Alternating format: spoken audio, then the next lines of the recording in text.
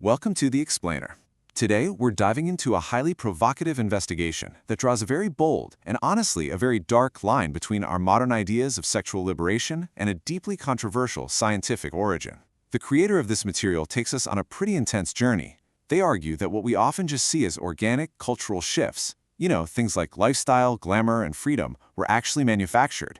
And according to the source, this whole cultural shift traces back to a foundation of seriously flawed data, which eventually paved the way for some of the most notorious empires of exploitation in modern history. It's a heavy, fascinating breakdown, so we're going to look strictly at the arguments and evidence presented to see exactly how they connect these historical dots. Okay, let's dive into this. The investigation hooks us right away with a massive central mystery. It asks us to totally reconsider the origins of the Playboy Empire. For decades, this institution was sold to the public as the ultimate symbol of success, luxury, and uninhibited freedom, right?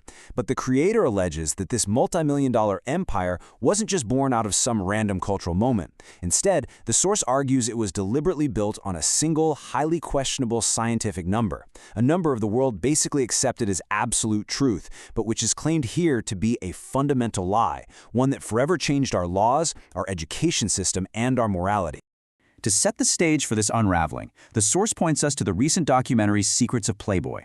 According to the investigation we're analyzing, over 100 women who were once part of that world finally spoke out, and their testimonies absolutely shattered the mansion's public image. These women weren't describing a paradise of liberation. Instead, as the source highlights, they used chilling words like cult, manipulation, and prison to describe their time there. They detailed this highly controlled environment where just leaving was incredibly difficult, completely stripping away that glamorous veneer the brand kept up for decades.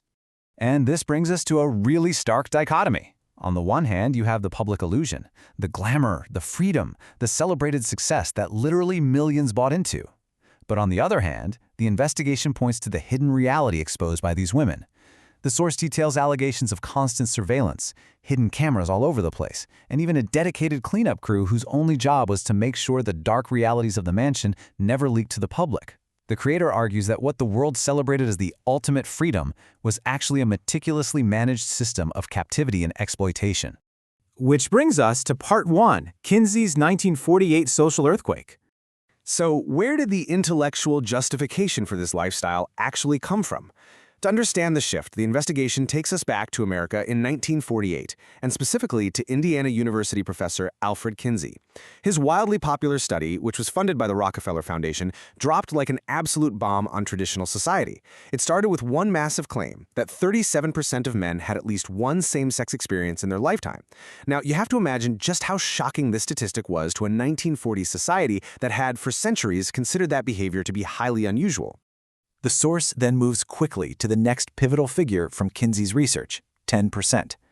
Kinsey asserted that 10% of men were exclusively same-sex oriented for a period of at least 3 years. The investigation argues that this specific number became a massive cornerstone for future social movements, essentially embedding the idea that traditional boundaries were just totally out of touch with widespread human reality. And then, the deep dive points to what is probably the most sweeping statistic of the whole bunch. Kinsey's claim that roughly 46% of men were bisexually responsive. The really crucial point here is that, according to the creator, these statistics were weaponized. The material outlines how these numbers were used to make traditional moral boundaries look abnormal, outdated, and fundamentally anti-science. The argument basically went, if nearly half the population felt this way, then anyone holding onto old moral frameworks was actually the weird one. They were just a minority standing in the way of scientific truth. The source lays out a timeline to show the massive quiet ripple effect this data had over the following decades. Because, as the creator notes, this wasn't just some fleeting cultural trend. It was a systemic infiltration. Starting with the publication of the data in 1948, the investigation claims that by the late 1950s, courts were actively using Kinsey's numbers to justify changing laws. By the 60s, new legislation was passed based on those norms. Fast forward to the 1970s, and this data had entered school curriculums for sex education. And by the 1990s, well, these concepts were so deeply embedded in society that teachers didn't even know the origins of the curriculum they were teaching. Moving on to Part 2, the blueprint for an empire. Let's see how this builds, because this brings us right back to the creation of the Playboy Empire itself. Enter a 22-year-old student living in 1948 who read Kinsey's report and basically made it the core scientific philosophy of his life. Hugh Hefner. The creator emphasizes his staggering, meteoric growth here. Step 1. He starts with just a $600 investment to publish a magazine. He openly credits Kinsey's research as his ideological foundation, and the thing sells out instantly. Step 2. He doesn't stop at print. He expands into physical spaces with global nightclubs and then pumps the lifestyle into American living rooms via TV shows. Finally, Step 3. This whole operation balloons into a $200 million empire. But the investigation argues this wasn't just a classic business success story. It was literally the institutionalization of Kinsey's philosophy, the idea that a quote-unquote free man is one who crosses all moral boundaries for his own pleasure. Here, the source draws some highly disturbing and, frankly, chilling parallels. The investigation impartially reports that analysts and researchers see a direct connection between Hefner's operations and Jeffrey Epstein's infamous network. The creator points out that both operations used lavish, elite locations to attract powerful guests – actors, politicians, billionaires, you name it. Both allegedly used hidden cameras to record absolutely everything. And both, the source asserts, used that recording material to build a system of blackmail and control. The narrative makes the explicit claim here that Hefner's operation essentially served as the blueprint for Epstein, establishing a system where powerful men exploit the vulnerable under the guise of glamour. Next up is Part 3, Dr. Reisman's shocking claims. Now, what's really interesting about this next part is that in the 1980s, a researcher named Dr. Judith Reisman began aggressively analyzing Kinsey's foundational data. And according to the source, her findings methodically dismantled his methodology. The investigation neutrally lists her specific allegations against Kinsey's sample. She claimed his subjects were definitely not your average everyday people. Instead, the sample heavily relied on prisoners. It included a huge number of convicted sex offenders, and it utilized psychiatric patients. The source argues that taking data from incarcerated individuals and psychiatric patients and then presenting it as the normal behavior of the general public is a fundamental violation of basic statistics. It completely renders the entire foundation of the research flawed. But the investigation states that Dr. Reisman's most horrifying discovery wasn't actually about the adult sample. It was about Kinsey's claims regarding children. Kinsey had published data claiming infants and children had physical responses previously associated only with adults. The source carefully attributes a really severe claim to Dr. Reisman here.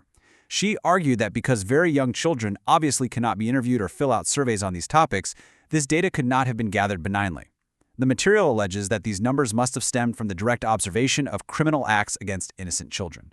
To back up this shocking allegation, the creator points to Kinsey's own diaries and letters, which were released posthumously.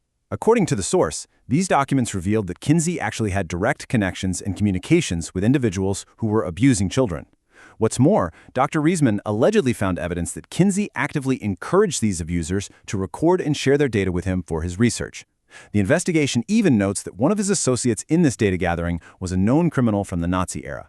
The creator really emphasizes that this is the dark criminal reality lurking beneath the science that society just blindly accepted. Which brings us to Part 4, the source's moral conclusion. Stepping back from all the historical data, the source frames its conclusion through a religious lens, specifically citing the Quran. The material highlights the meaning of Surah Al-Isra, verse 32, which warns against even approaching unlawful sexual acts. The creator argues that traditional and religious boundaries were never meant to be just arbitrary restrictions. They were established for human protection. This deep dive contends that the scientific blueprint pushed by Kinsey and later commercialized by Hefner specifically aimed to blur those lines. The goal was to make people feel isolated or somehow anti-science if they chose to adhere to traditional protective morals. And this brings us to the final, really provocative thought that the source leaves its viewers with. The creator asks us to take a hard look at the modern world, our entertainment, our advertising, our aspirations of what a successful or glamorous life is supposed to look like.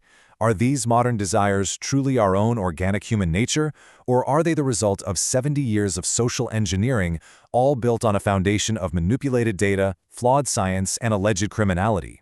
It's a heavy question that the investigation poses, and it definitely challenges you to reconsider the true origins of the pop culture and lifestyle aspirations we see all around us today.